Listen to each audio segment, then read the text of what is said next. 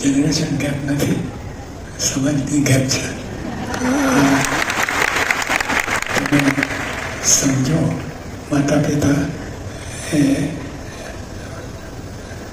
સમજપૂર્વક આપણે કામ લેવું કે રૂઢિચુસ્ત છે, જૂનવાણી છે, પણ એમના થકી આપણે જન્મ્યા છે એ મનમાં ખ્યાલ રાખવું. માટે જોને ગોવિંદ આવું તું ને ગોતવા, અનકુંજ ગલીમાં જોને કાન, એવું તો ભૂલી રે પડું ભગવાન. હે મને સામો રે મળજે નહીં તું સાંભળા.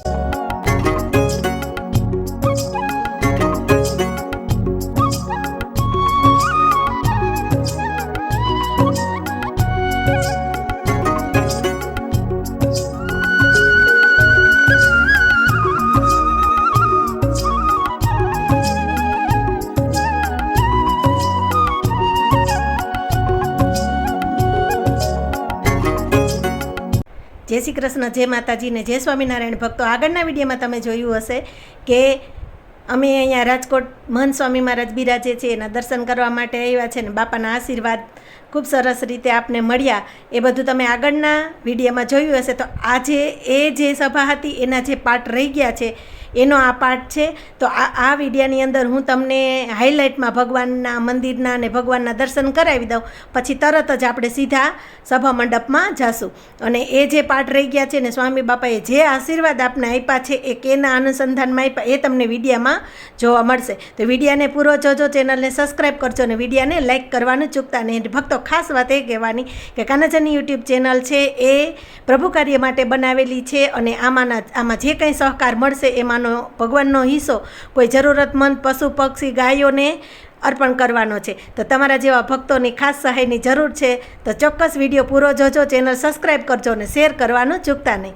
તો હાલો હવે આપણે ભગવાનના દર્શન કરીએ. અને આ જે સુંદર અવાજ છે એ મારા મામાનો છે, તે ખૂબ સુંદર ભગવાનના કીર્તનો ગાય છે અને ખૂબ જ ભગવાનની ભક્તિ કરે છે. ભગવાનના કીર્તન અને માતાજીની સ્તુતિ બોલે ને ત્યારે સાક્ષાત ભગવાન પ્રગટ થઈ ગયા હોય ને એટલો સુંદર આપને અનુભવ થાય છે. તો હવે આપણે આગળ મામાના કીર્તન સાંભળીએ. ઉન્મંત ગંગાય ભંગ યમુના સરસ્વતી ગંગ તાપી નર્મદા સંગ નાવત તોલે, જામે શ્રીજી મહંત નાયા મુનિવર મહંત, તાતો મહિમાય અનંત ખળખળીએ ખેલે.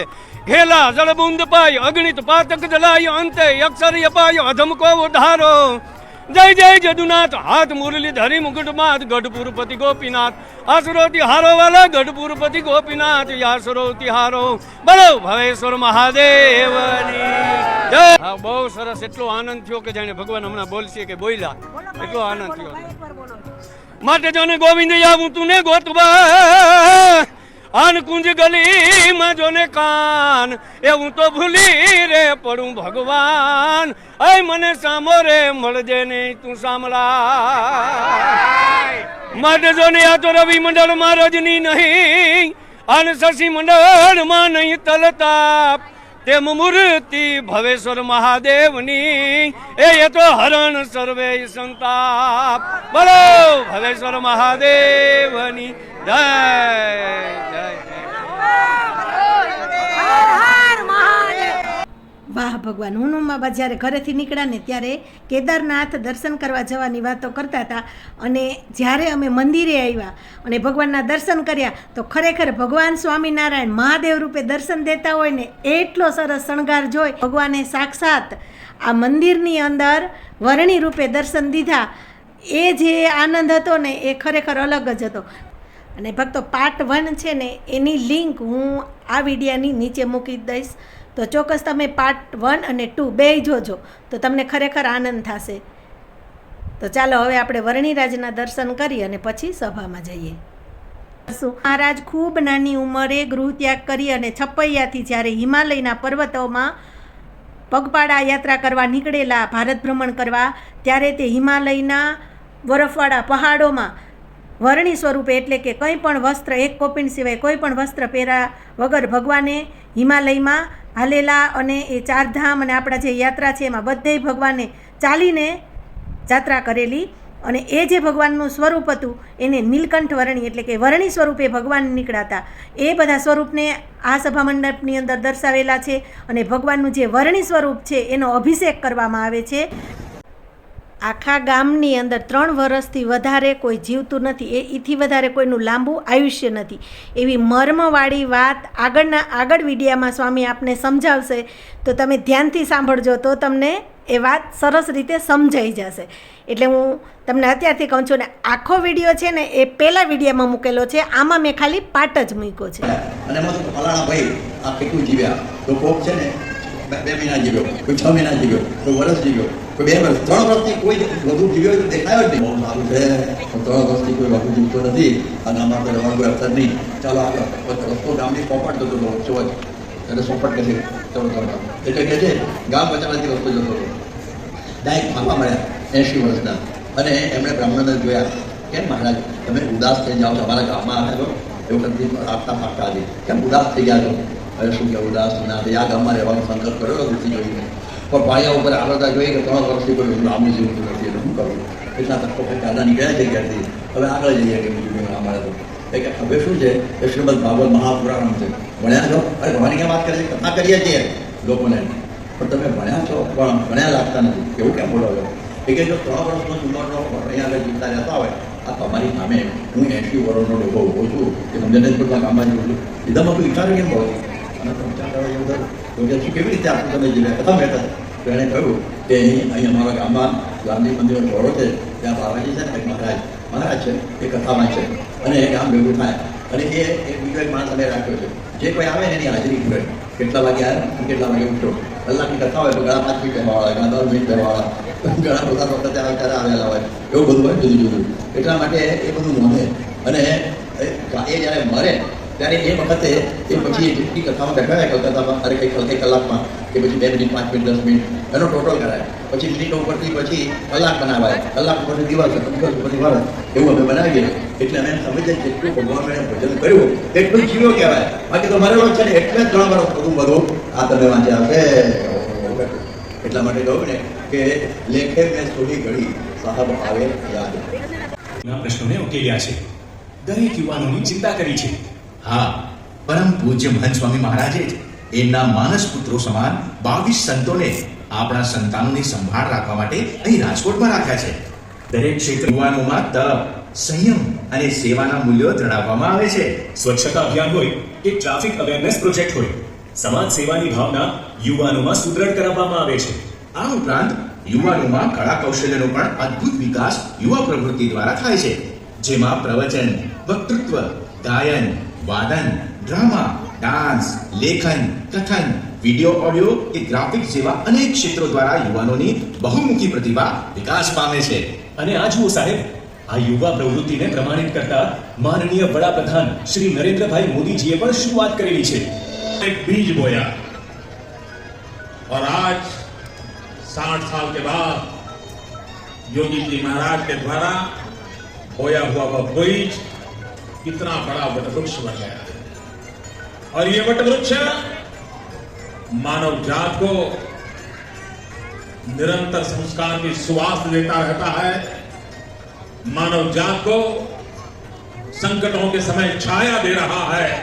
बात ભારતના ભૂતપૂર્વ રાષ્ટ્રપતિ ડોક્ટર APJ અબ્દુલ કલામ સાહેબે પણ પ્રમુખ સ્વામી મહારાજને કરેલી કે સ્વામી, દેશને સંસ્કારી યુવાનોની જરૂરિયાત છે, તો એવા સંસ્કારી યુવાનો તૈયાર કરી શકે એવા તો આપ જ છો. પહેલા માળે મમ્મીનો ઉતારો હતો, દરરોજ સવાર સાંજ મમ્મીને ઉતારવાના ચડાવવાના થાય. એમની બધી જ સેવા સિદ્ધાર્થભાઈએ અને એમની બહેને કરી, સાથે અભ્યાસ પણ કરવાનો હોય. ઘણી વખત મમ્મીને રાત્રે દુખાવાને કારણે ઊંઘ ન આવે, તો રાત્રે 8 થી સવારના 8 સુધી કીર્તનો, કથા વાર્તા, પ્રવચનો, ગોષ્ઠી, ઘર સભા કરીને મમ્મીને બળ આપતા હતા. એમણે અને એમની બહેને એક આદર્શ સેવાભાવી યુવાન વ્યક્તિનું દ્રષ્ટાંત પૂરું પાડ્યું છે. સાથે સિદ્ધાર્થભાઈ અન્ય કેટલી સેવાઓમાં જોડાયેલા છે એ બા સિદ્ધાર્થભાઈને હવે પૂજ્ય સંતો વધાવશે.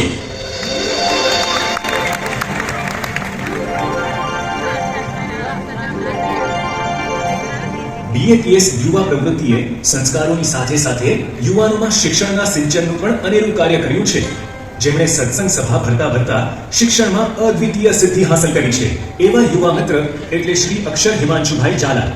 કાર્યકરના સંનિષ્ઠ સુપુત્ર શ્રી અક્ષરે તાજેતરમાં લેવાયેલી ધોરણ 12 સાયન્સની પરીક્ષામાં CBSE બોર્ડમાં 98.4% પ્રાપ્ત કરીને સમગ્ર ગુજરાતમાં પ્રથમ સ્થાન પ્રાપ્ત કર્યું છે.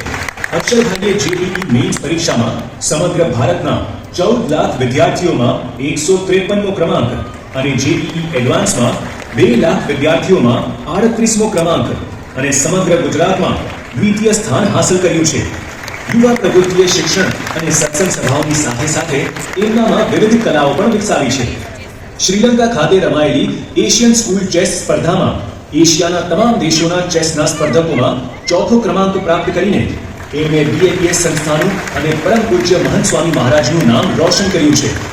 એવા શિક્ષણ તેમજ ચેસમાં ગુજરાત, ભારત અને એશિયા લેવલે નંબર લાવેલા શ્રી અક્ષર ઝાલાને પૂજ્ય સંતો સત્કાર છે. BAPS ની યુવા પ્રવૃત્તિ સદાચારી અને સંયમી યુવાનોનું નિર્માણ મારી કરેલી ભૂલોને માફ કરશો. ન કેવળ હું, પરંતુ અહીં ઉપસ્થિત તમામ યુવા યુવતીઓની ભૂલોને આપ માફ કરશો ને? राहुल, आप महंत स्वामी महाराज ना गुरु योगी बाबा थे कि दो बाजू दो युवक हैं और मध्य योगी युवक है. स्वामी बाबा, आप पण 51 વર્ષની જેટ વયે યુવકોને પણ શરમાવે એવી સ્ફૂર્તિ સાથે આપ અમારી સભામાં વિરાજમાન છો. તો અમે પણ સંકલ્પ કરીએ છીએ કે અમારું હૃદય બીજા કોઈને શું કામ આપીએ. આપ જ અમારા બેસ્ટ ફ્રેન્ડ છો, આપ જ અમારા વાલી છો, આપ જ અમારા ગુરુ છો અને આપ જ અમારા સાચા ઘડવૈયા છો. સ્વામી, અક્ષર પુરુષોત્તમના યોદ્ધા બની શકીએ એવી કૃપા કરજો સ્વામી. જનરેશન ગેપ નથી, સમજની ગેપ છે. તમે સમજો, માતા પિતા એ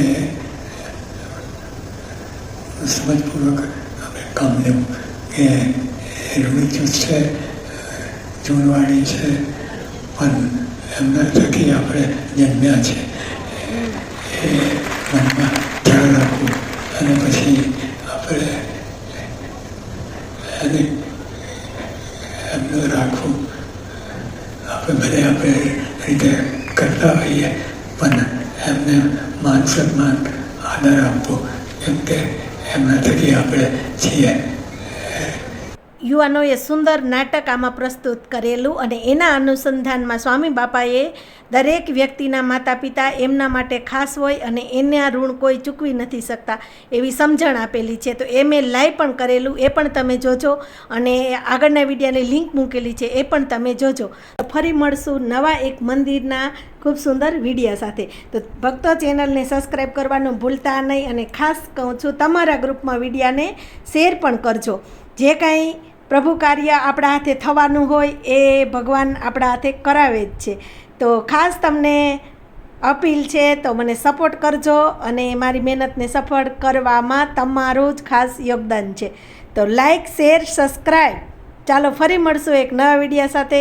જય શ્રી કૃષ્ણ, જય માતાજી ને જય સ્વામિનારાયણ બધાને.